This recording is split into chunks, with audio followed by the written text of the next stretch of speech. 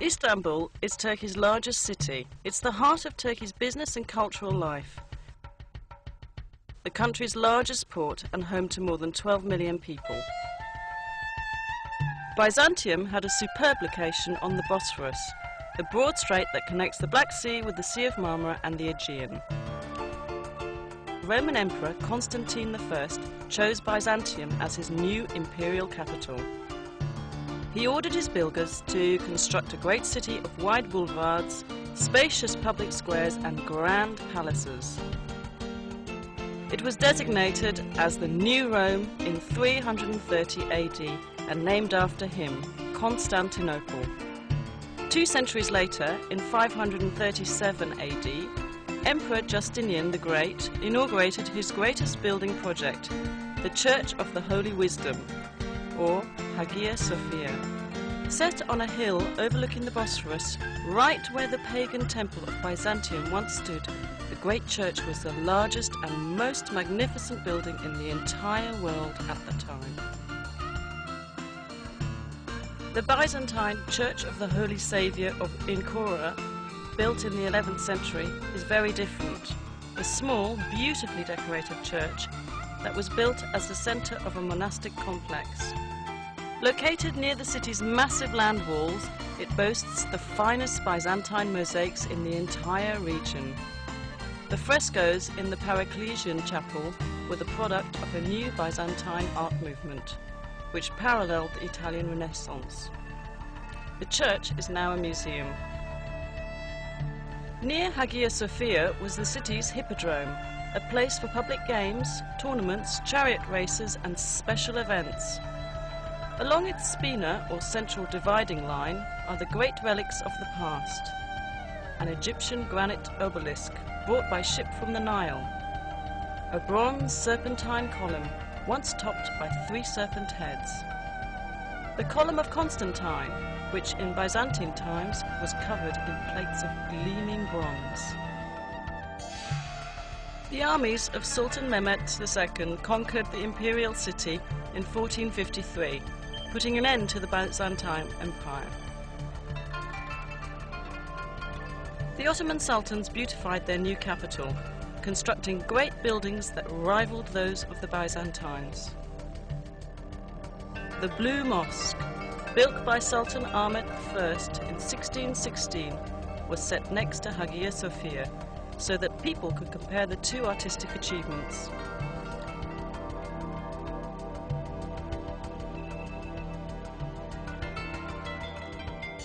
The Sultan endowed his great imperial mosque with many other buildings to serve the people. Fountains, a health clinic, a soup kitchen for the poor, a Turkish bath, a theological seminary, living quarters, shops and storehouses.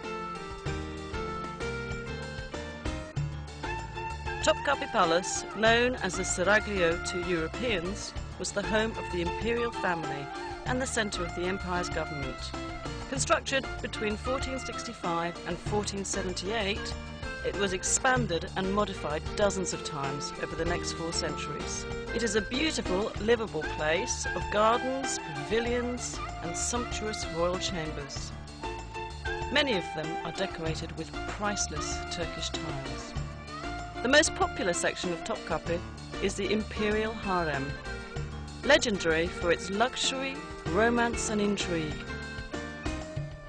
Mozart wrote his famous opera, The Abduction from the Seraglio, about it, and many other artists have let their imaginations fly with visions of what went on there. Located on major trade routes, Istanbul has always been an important commercial city. The Grand Bazaar, with its 4,000 shops, is among the world's most fascinating markets. It's truly a small city in itself.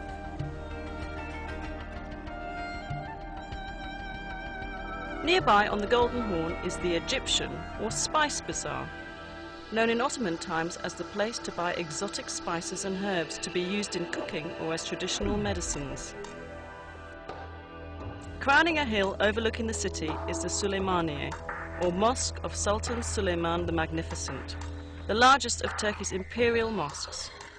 Built for the empire's greatest sultan, it is the masterwork of Mimar Sinan. Turkey's greatest architect. The region around Istanbul is filled with fascinating places to visit on day trips. Take a fast ferry boat voyage south across the Sea of Marmara to visit Iznik, known in ancient times as Nicaea. Iznik is known today for its agriculture, but it has a deep romantic history. Ancient Nicaea was an important political, cultural and commercial city surrounded by powerful city walls which survive to this day. The early Christian church held two important ecumenical councils here.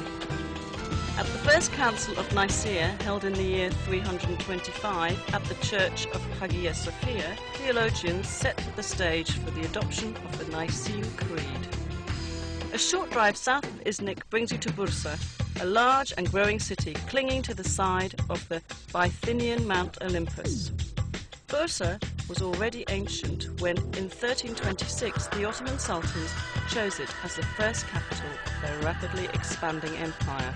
They beautified their new capital with fine public buildings, including the Ulu Jami, or Great Mosque. Dating from 1396, it is the oldest Ottoman mosque still standing. A quarter century later, the Green Mosque was built. Its style is different from that of the Arab-influenced Ulu Jami.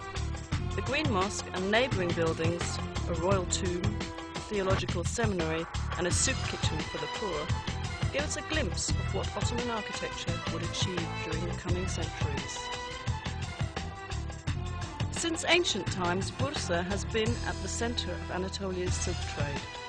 Much of the trading takes place in the historic Kozahan. The ultrafine silk thread is dyed and woven into brightly coloured Bursa scarves, shawls, blouses and other garments. Perhaps the most beautiful products of all are the fine Turkish carpets woven of pure silk, or a blend of silk and wool. West of Bursa's city centre is the suburb of Çekirge, famous for its hot mineral springs. The Romans enjoyed these baths, as did the Ottomans, who restored and improved the facilities. And in a few hours you'll arrive at the Dardanelles, the historic strait which connects the Aegean and Mediterranean seas with the Black and Marmara seas. During World War I, Winston Churchill sent a huge Allied fleet to force its way through the Dardanelles in order to capture Istanbul and reopen the sea lanes to Russia. Stout Turkish resistance halted the fleet and the invading army, but the cost in casualties was horrendous for both sides. The Allies suffered more than 250,000 casualties and the Ottomans an equal number.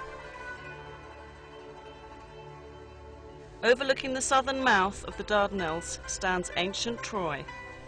There has been a settlement here since the Bronze Age.